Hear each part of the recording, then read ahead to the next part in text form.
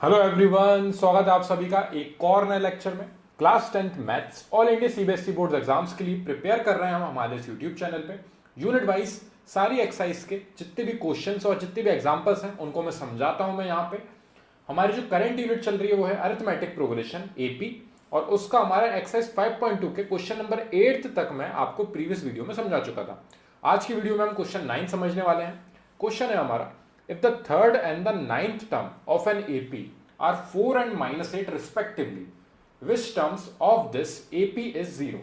तो इस जो AP का टर्म है वो जीरो कौन सा वाला टर्म होगा वो हमें फाइंड करके लाना है। तो सॉल्यूशन में सबसे पहले मैं आपको एक बेसिक चीज समझाने वाला हूं जो मैंने प्रीवियस वीडियो में भी समझाया था। जिसने वो वीडियो नहीं देखी है उसके लिए यहां पे हेल्पफुल रहेगा। तो एपी किस तरीके से जनरेट होती है वो बहुत मैटर करती है। यानी कि हमारा जो एपी का फर्स्ट टर्म होता है उसको हम ए से रिप्रेजेंट करते हैं, ठीक है। सेकेंड टर्म को मैं A2 के टर्म्स में रिप्रेजेंट करता हूं। देन हमारा थर्ड टर्म हम A3 से करते हैं। देन A4 आएगा हमारा अगला टर्म, एंड सो ऑन। तो जो हमारा nth टर्म होता है उसको हम an से रिप्रेजेंट करते हैं। अब nth टर्म क्या होता है, देखिए, ये आपका फर्स्ट टर्म है, ये आपका सेकेंड टर्म है, ये आपका थर्ड है, ये आपका फोर्थ है, ऐसे फिफ्थ सिक्स्थ, ऐसे जाते जाते जब हमारा हम मानते हैं कि n नंबर ऑफ टर्म्स हमारे पास केवल है तो इसको हम nth टर्म से रिप्रेजेंट करते हैं। अगर आप यहाँ पे m लिखते कि m नंबर ऑफ टर्म्स है, या फिर आप कोई और अल्फाबेट लेते x लेते तो x और th लग जाता, y लेते तो y और th लग जाता। तो जो भी आप मानो वो आप मान सकते हो। हमारा मेन जो फॉर्मूला है वो an के टर्म्स में चलता आ रहा है एनसीईआरटी में और जितनी भी हमारी बुक्स हैं। तो ये हमारे लिए बहुत ईजी होता है, इसलिए हम n नंबर ऑफ टर्म्स हमारे दिमाग में लेके चलते हैं। तो total n number of terms है हमारे पास। उस n की वैल्यू कुछ भी हो सकती है। अगर वो बोल देते इस एपी में टोटल 50 टर्म्स हैं तो n की वैल्यू 50 हो जाती। अगर वो बोल देते इस एपी में टोटल नंबर ऑफ टर्म्स हमारे जो है वो 20 हैं तो n की वैल्यू 20 हो जाती। तो यहाँ पे n जो है वो अननोन है, अभी क्वेश्चन में केवल नहीं दिया है कि कितने नंबर ऑफ टर्म्स है हमारे पास, ठीक है। और उन्होंने ना हमसे वो चीज पूछी है। अब यहाँ पे एपी में जब भी कोई भी न्यूमेरिकल वैल्यूज हमारी जो है एपी में, उनके बीच में जो डिफरेंस होता है उसको हम कॉमन डिफरेंस बोलते हैं, क्योंकि जो डिफरेंस इन दोनों के बीच में है उसको हम डी से रिप्रेजेंट करेंगे। सेम अगले टर्म्स के बीच में जो डिफरेंस है उसको भी डी से रिप्रेजेंट करेंगे, क्योंकि सबके बीच में डिफरेंस सेम होता है इसलिए उसको कॉमन डिफरेंस बोलते हैं। यानी कि यहां पे नोट बना के लिख रहा हूं मैं, जो हमारे लिए इंपॉर्टेंट है चीज है। ए जो है हमारा है फर्स्ट टर्म,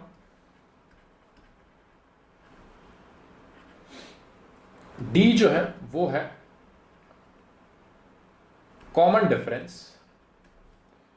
एन है हमारा नंबर ऑफ टर्म्स, और ए एन है हमारा nth टर्म, ठीक है। ये चार चीजें हमारे लिए बहुत इंपॉर्टेंट है। अब आप देख सकते हो यहां पे, इसको मैं एक एग्जांपल के थ्रू बताता हूं आपको। जैसे एपी है हमारी 2, 4, 6, 8, 10। अब यहां पे आप देखोगे 1 2 3 4 5, तो टोटल नंबर ऑफ टर्म्स आपके कितने हैं यहाँ पे 5, यानी n आपका हो जाएगा 5। और आपका जो nth टर्म है nth, उस nth टर्म को आप क्या लिखोगे फिफ्थ टर्म, क्योंकि टोटल 5 ही टर्म है तो n की वैल्यू आपकी 5 है तो टोटल फिफ्थ टर्म है। और आपके फिफ्थ टर्म की वैल्यू कितनी है 10। और आपका फर्स्ट टर्म क्या है, फर्स्ट टर्म है आपका 2, तो a आपका 2 है, सेकेंड टर्म आपका 4 है। तो इन दोनों के बीच में डिफरेंस कितने का है, डिफरेंस फाइंड करने के लिए हम a2 में से a1 को सब्ट्रैक्ट करते हैं, यानी a को सब्ट्रैक्ट करेंगे तो हमें कॉमन डिफरेंस d मिलता है। अब अगर आप 4 में से 2 को सब्ट्रैक्ट करोगे तो आपको कॉमन डिफरेंस कितने का मिलेगा 2 का। और आप देख सकते हो इन दोनों के बीच में 2 का डिफरेंस है। लेकिन ये एपी तभी कहलाती है जब हर टर्म्स के बीच में 2 का डिफरेंस हो। तो आप देखोगे 4 और 6 के बीच में भी 2 का डिफरेंस है, 6 और 8 के बीच में भी 2 का डिफरेंस है, और 8 और 10 के बीच में भी 2 का डिफरेंस है। तो ये एक कॉमन डिफरेंस सब में सेम है और इसीलिए ये एक एपी कहलाएगी, ठीक है। तो इस एपी के थ्रू मैंने सारी चीज बता दी। एन आपका जो नंबर ऑफ टर्म्स होता है वो आपके टोटल 5 टर्म्स है। ए आपका फर्स्ट टर्म जो कि 2 है, यहाँ पे अलग ही देख के समझ में आ रहा है। कॉमन डिफरेंस सब्ट्रैक्ट करके निकलता है, तो सेकेंड टर्म में से फर्स्ट टर्म को सब्ट्रैक्ट करोगे तो आपको कॉमन डिफरेंस मिल जाएगा। आप चाहो तो थर्ड में से सेकेंड को सब्ट्रैक्ट करके भी देखना, जब आप 6 में से 4 को सब्ट्रैक्ट करोगे तब भी आपको 2 मिलेगा। सेम कॉमन डिफरेंस मिलना चाहिए, ठीक है। सो यहां से आपका कॉमन डिफरेंस आपको मिल गया। और nth टर्म यानी कि an is equal to nth term होता है, तो nth टर्म आपका लास्ट वाला टर्म हो जाएगा इस AP का।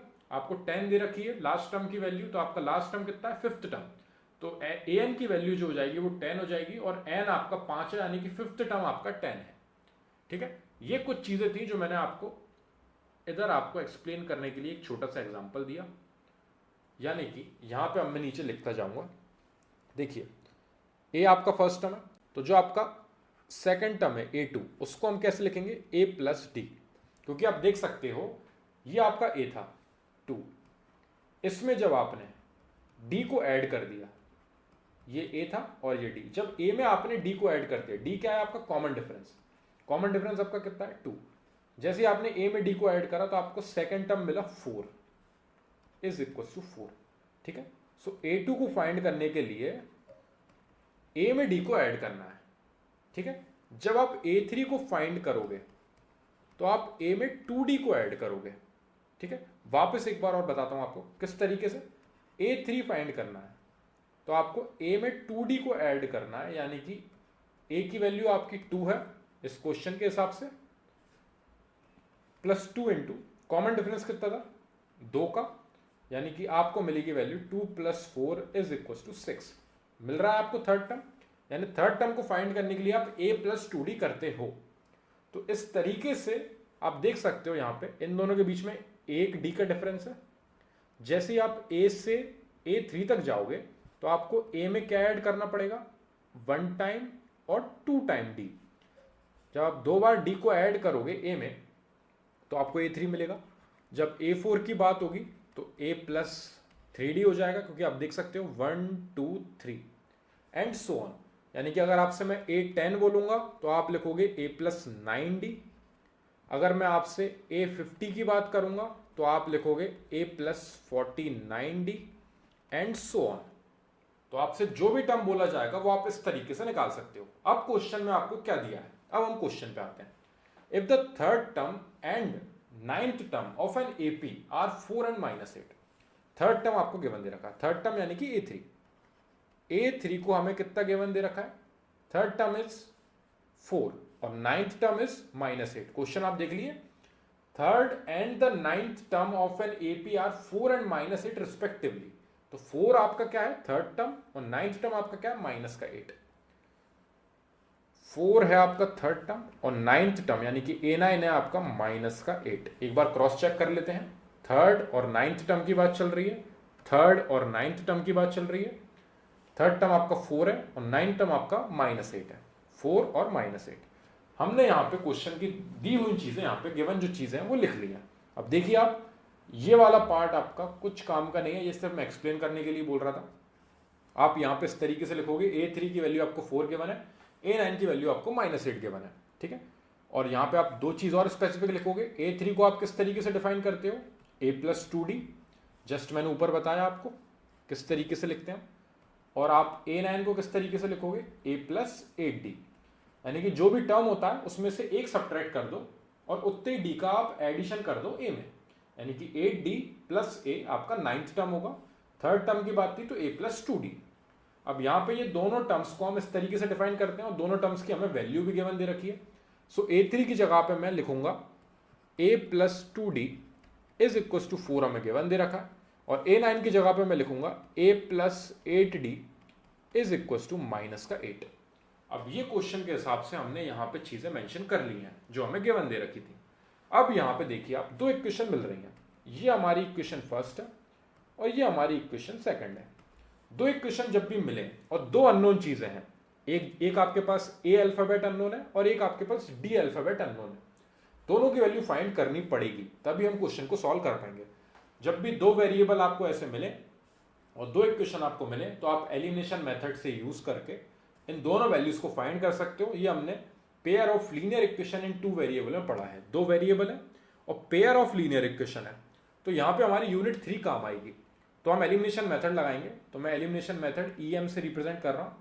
एलिमिनेशन मेथड यूज करेंगे, subtracting equation first from equation second. अब सेकंड में से फर्स्ट को सब्ट्रैक्ट कर रहे हैं हम, यानी कि यहां पे मैं पहले सेकंड इक्वेशन लिखूंगा a plus 8d is equal to -8, और नीचे आएगी हमारी value a plus 2d is equal to plus का 4। ये इक्वेशन सेकेंड है, ये इक्वेशन फर्स्ट है। एलिमिनेशन मेथड में दोनों को अरेंज करते हैं हम ऊपर नीचे, उसके बाद साइन चेंज करते हैं। तो यहाँ पे ये तीनों नीचे पॉजिटिव थे, a पॉजिटिव है, 2d पॉजिटिव है और माइनस और प्लस का 4 है, तो तीनों के साइन चेंज हुए। यहाँ पे एलिमिनेट कौन सा, a वाला पार्ट कैंसिल हो गया क्योंकि दोनों के पास सिंगल a था, तो कैंसिल आउट हो जाएगा। 8d में से आप 2d डायरेक्टली सब्ट्रैक्ट कर सकते हो, 6d लिख सकते हो, नहीं तो चाहो इसको इस तरीके से यहाँ पे लिख सकते हो नीचे। और यहाँ पे आएगा इस साइड RHS में आपका माइनस का 4 और माइनस का 8, -8 जो आपको ऊपर वाली इक्वेशन में था, और यहाँ पे साइन चेंज होने की वजह से -4 हो चुका है। अब यहाँ पे होगा सब्ट्रैक्ट, 8d में से 2d गए तो आपके बचेंगे 6d इज इक्वल टू -8 और -4 हो जाएगा आपका माइनस का 12, दोनों ऐड हो जाएंगे। अब यहाँ पे d इज इक्वल टू -12 के नीचे ये 6 जो है यहाँ पे मल्टीप्लाई में था, तो ये यहाँ पे डिवाइड में पहुंचेगा, 6 से 12 जाएगा 2 टाइम्स, यानी आपका कॉमन डिफरेंस आ चुका है -2। अब -2 आपका कॉमन डिफरेंस आ गया है। वापस हम वही चीज करेंगे, इस d को ले जाके कोई सी भी एक इक्वेशन में रखेंगे और a की वैल्यू फाइंड करेंगे। ठीक है, सबसे पहले हम a की वैल्यू फाइंड करते हैं यहाँ से।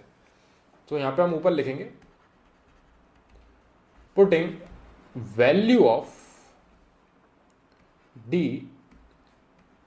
इन इक्वेशन फर्स्ट इक्वेशन में हम d की वैल्यू पुट कर रहे हैं, यानी कि a plus 2d is equal to 4 में ले जाके हम d की वैल्यू रखेंगे।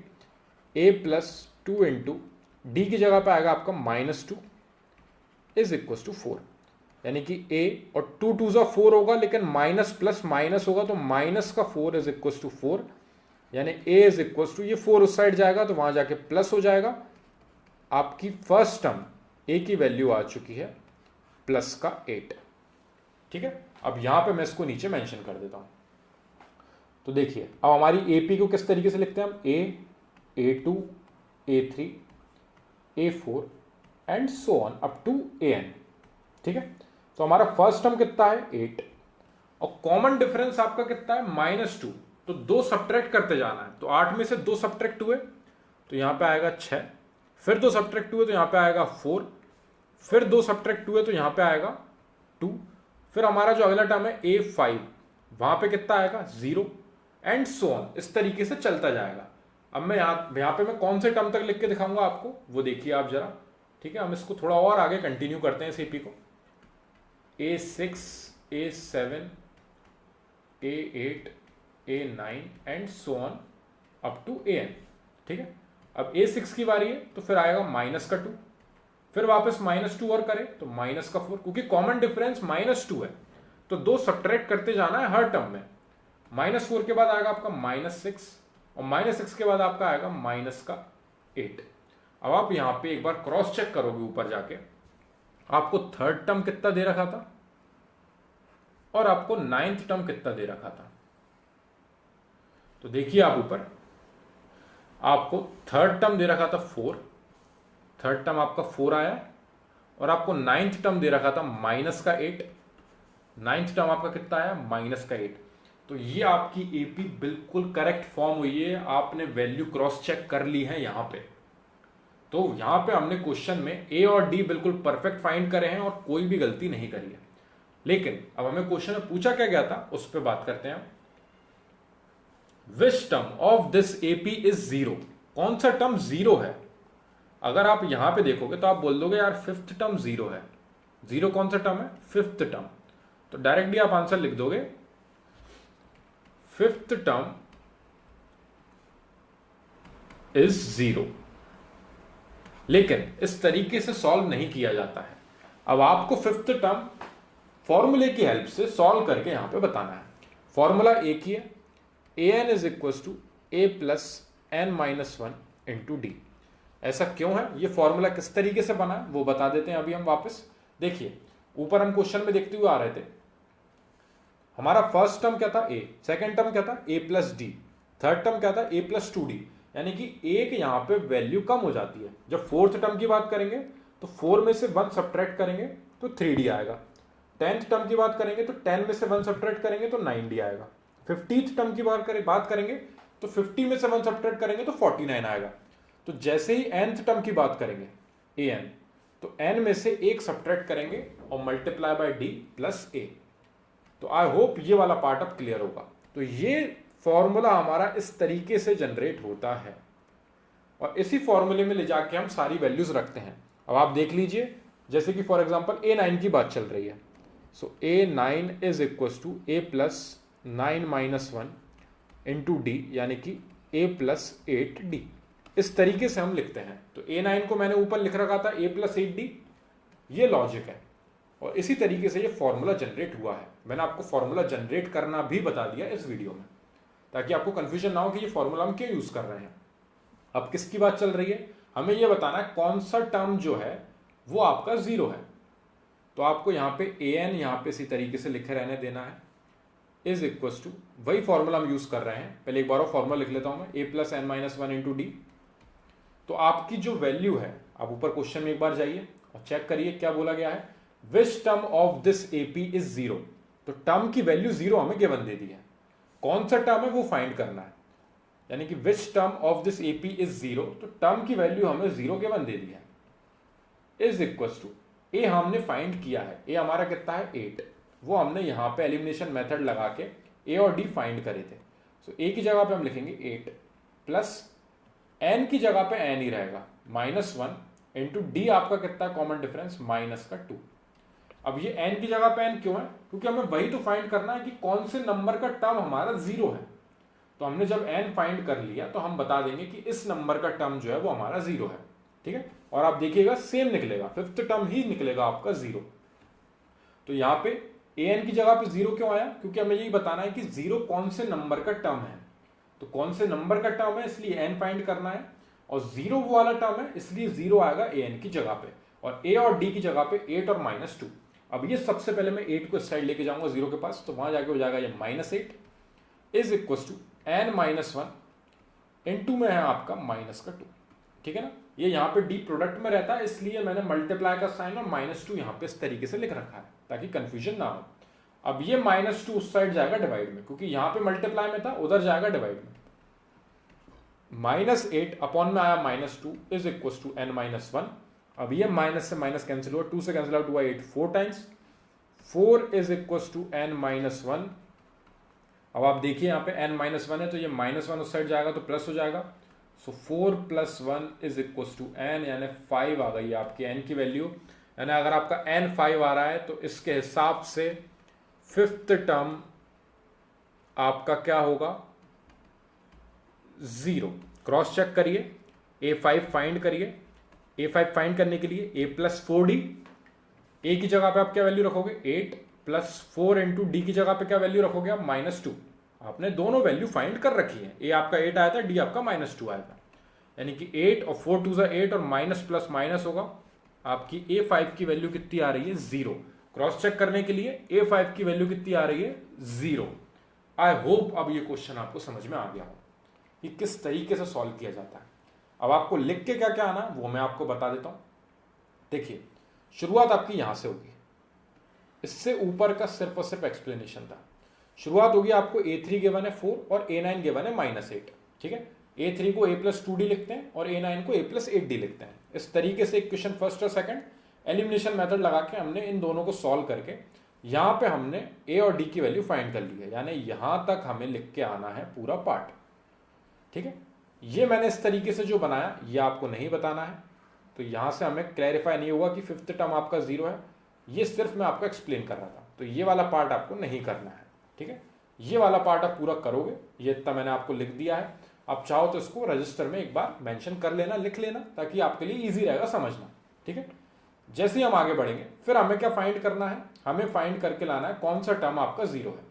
तो यहां से ये मैंने आपको फॉर्मूला जनरेट करना बताया था, तो ये भी आपको मेंशन करके नहीं आना है, ये नहीं लिखना है।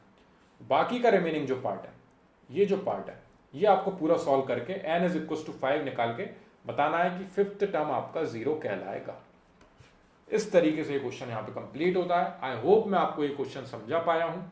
फिर भी कोई डाउट लगे तो मेरे को कमेंट सेक्शन में जरूर डिस्क्राइब करना, और प्लीज ये बेसिक को जितनी बार आप देखोगे उतना ही ज्यादा क्लियर होता जाएगा और एपी आपको बहुत ही ईजी लगने लगेगी, ठीक है। तो कोई भी डाउट हो तो जरूर मेरे को वीडियो में आप मेंशन करना कमेंट सेक्शन में, ताकि मैं उसको पहले सॉल्व कर सकूं और फिर हम नेक्स्ट वीडियो पे बढ़ सकें। Thank you very much for watching this video.